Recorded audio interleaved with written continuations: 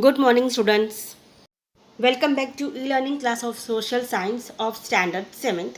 Today we are going to start with chapter number 16, part 1. Name of the chapter is State Government. So let's start with the chapter. Let's start from page number 95.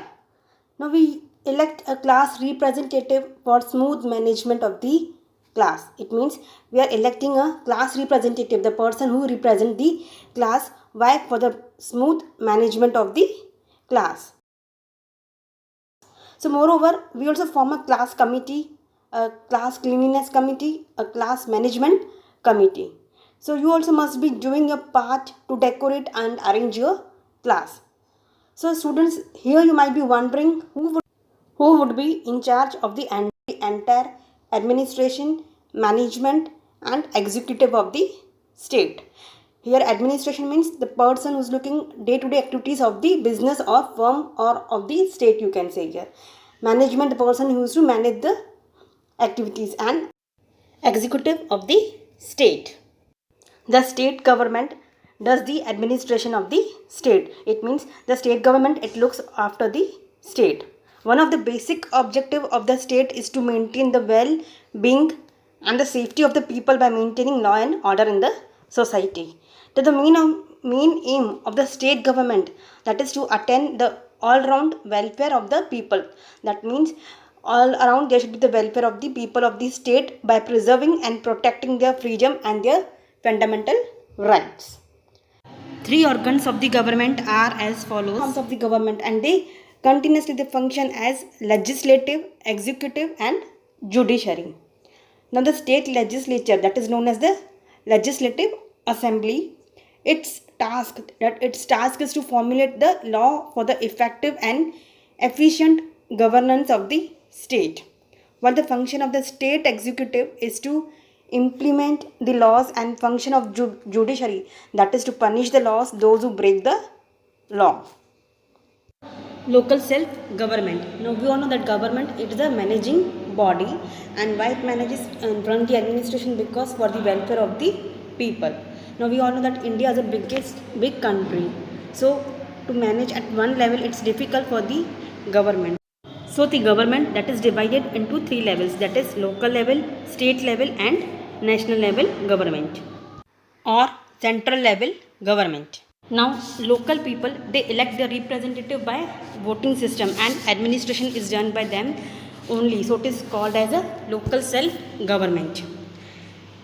Gram Panchayat, Taluka Panchayat and District Panchayat are the government of rural local self government. Municipality and municipal corporation, they are the government of urban local self government. Know this. Now the implementation of Panchayati Raj, that started in Gujarat from April 1st, 1963. Formation and role of state government. Now we all know that India is a country with a huge population. That is a fact. And India, it has a 28 states and 9 union territories. Territories over here means, it means they are directly administered or controlled by the central government. Delhi is a special state. Now there is a federal government in the country. Federal means here, that is here state, they remain unity, but they work independently in their internal affairs. So there is a federal government in the country with two levels, namely union and state. So the national government is called the central government or union government, and it administers the whole India. Whereas the government that administers or work at the state level, that is called the state government. Students, this is the image of Legislative Council. Let us move further and learn about it in detail. Legislative Council. Now the main organs of the state government, that is legislative, executive and the judiciary. These are the three main organs of the government, that is legislature. The person or the legislature, they make a rules. Executive, the organ which execute those rules, and judiciary, they punish the person who break the laws. So these are the main three organs of the state government. And the upper house of the state legislature, that is known as Legislative Council. Now every state in India, it has a legislature. So there is a legislature council only in the state of Bihar, Maharashtra, Uttar Pradesh, Karnataka, Telangana and Andhra Pradesh.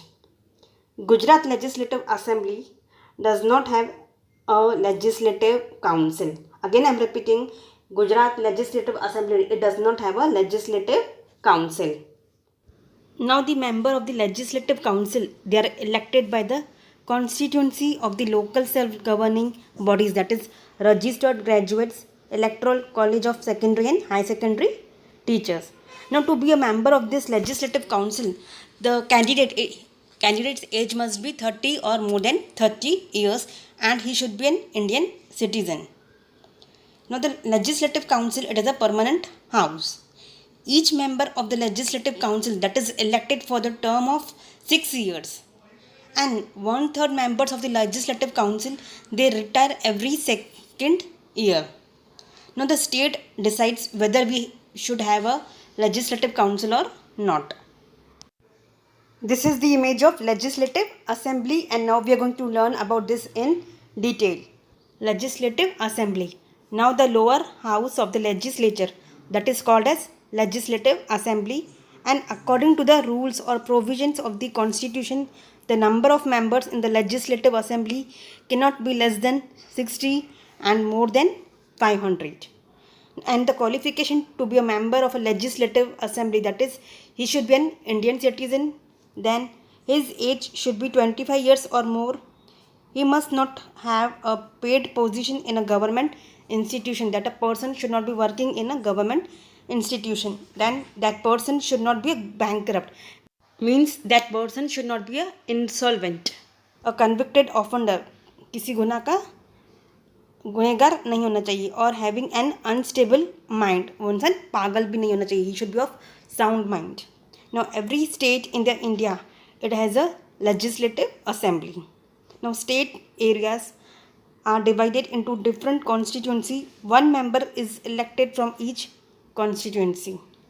Now there are total 182 assembly seats in the state of Gujarat, and the number of legislature in each state legislative assembly is different. The number of seats are based on population. Now let's move to page number 97. Now the most of the legislature, they belong to different political parties. There are also independent legislatures that who do not belong to any different political parties. Now the Vidhan Sabha, that is Bhavan of Gujarat, that is located at Gandhinagar, and its name is Vithalbhai Patel Vidhan Sabha Bhavan. Now we are going to learn about the elections. So the elections for the member of state legislature, they are held every 5 years. And a member of the legislative assembly, they are known as legislator or MLA, that is a member of the legislative assembly. Now MLA, they are elected by the people through the direct voting system or through direct elections. Now different political parties, they are representative as their party candidates in the legislative elections. Now one becomes a member of the legislative assembly based on majority of the votes from his own constituency, and the party, they are having a majority in the legislative assembly, it forms its own government, and the member of the legislative assembly, they represent the people. Students, here activity is given that you will do on your own, that is get acquainted with the legislator of your area and know their contact number and their address, and get information about the issues of the people in your area and inform the legislator about them by a letter. And you have to get the meaning of the following words, that is majority, ruling party, opposition party, coalition government, election commission, etc. Clear? So this activity you will do on your own. Now we are going to learn about their tenure, that means duration, for how many years they are going to work. So the legislative assembly is not a permanent house. As you can see, legislative council was the permanent house, but legislative assembly is not the permanent house. Its term is of 5 years. It dissolves when its term get over, means after 5 years it get dissolves. In certain unusual situations or in certain circumstances, the government cannot run according to the constitutional provisions or rules, or when a government cannot be formed in that case, the presidential rule in the state on the recommendation of the governor. So during that time, the governor has to take care of the state administration. Now the MLA, that is member of legislative assembly, they elect the speaker and the deputy speaker from them for the smooth conduct of the legislative assembly. Financial and ordinary bills can be introduced in the legislative assembly only. Here bill means that is laws related with the financial and ordinary laws, they can be introduced in the legislative assembly only. After passing through various stages, the bill, that is the law, they are sent to the governor for their approval. And on getting approval of the governor, the bill becomes an act. And functions. So what are the functions? Now the first function is they make amendments in the existing law. That is, they make changes in the existing laws.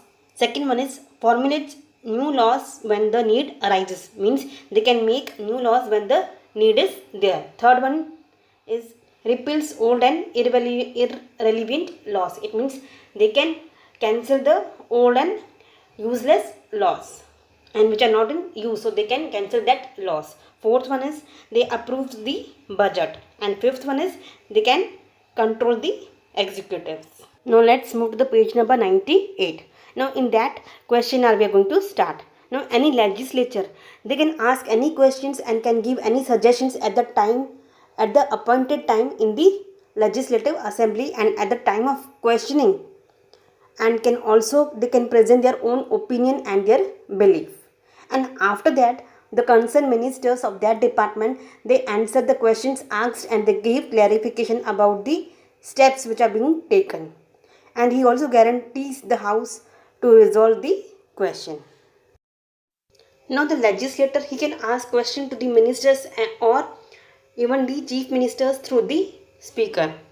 Now we are going to learn about the executives. Now the state executive, it is an important part of the state government. And the state executive, it consists of the governor, chief ministers and the cabinet. Now the executive also includes the administrative officers working under the control and guidance of the ministers. The cabinet is called the political executive, and the administrative officer, they are called as administrative executives. Now students, here a small activity is given that you will do on your own. Let's move further, that is page number 99, and we are going to learn about the functions of the executive. The first function is that they enforces the law made by the legislative assembly. It means they implement the laws which are made by the legislative assembly. Second one, they take care of the maintaining law and order in the state. Third, they make efforts to remove the economic and social problems in the country. Fourth one is they plan to eradicate poverty and unemployment of the citizens of the state. Means वो क्या करते हैं, poverty और unemployment को कम करने की कोशिश करते हैं. Fifth one is provides services like education, health, transportation, communication, electricity, etc. Sixth one is they plans and ensure that the citizens have access to the necessities of the life. That means all the citizens of the country, they are getting basic necessities of the life. Seventh one is they take care of smooth administration in the whole state. And last one is the state government works for the welfare of the people. Now we are going to learn about the governor. Now every state in India has a governor. He is the constitutional head of all the state. He is also the executive head of the state. And he is appointed by the president of the country on the advice of the prime minister for 5 years. All the administration of the state, that is done by his name. जो भी state के सारे काम काज है वो किसके नाम से होते हैं, वो गवर्नर के नाम से होते हैं. A citizen of India aged 35 years and above, they are eligible for the post of a governor. Now they are going to learn about the functions of the governor. So their first function is they appoint the leader of the party having a majority in the state legislature as the chief minister. Second function is appoints cabinet minister on the advice of the chief minister. The third function is they convince or call the meeting of the assembly, and they has a power to dissolve the legislative assembly if it is necessary. The governor issues an ordinance if needed. Ordinance means here that is the governor, they can issue an law if needed. Their fourth function is they appoint the advocate general of the state and the chairman of the state public service commission, etc. Their fifth function is they make the laws by signing bill passed by the legislature. And the last function is he take care of the state administration, that is remaining neutral and impartial. So these are the functions of the governor.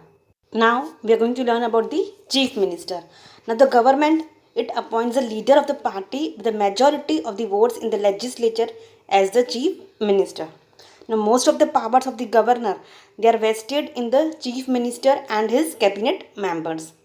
In Gujarat, the office of the chief minister and his cabinet is in the new secretariat, that is Swarnim Bhavan in Gandhinagar. Now there are three levels of the ministers in the cabinet. First one is cabinet level minister, second one is state level minister, and third one is deputy level ministers. Now we are going to learn about the functions of the chief minister. The first one function is they can call the cabinet meetings. Second function is they supervise the function of each minister, means they can check out the function of each ministers. Third one is provide guidance to the ministers if needed or if required. Fourth function is inform the governor about the decision which are taken by the cabinet. Fifth function is they assign various administrative portfolios to the ministers of the cabinet. Let's move to page number 100, and their sixth function is that they can reshuffle the cabinet if required or needed. Their seventh function is that they gets the budget presented in the legislature by the finance minister. Their eighth function is they work continuously for the welfare, well-being and development of the citizen of the state. And the last function is he serves as an anchor, guide and captain of the government policies. Students, again here are small activities given that you will do on your own. So with this we have completed our part 1. In the next session we are going to continue with part 2. I hope each and everything is very clear to you. Thank you.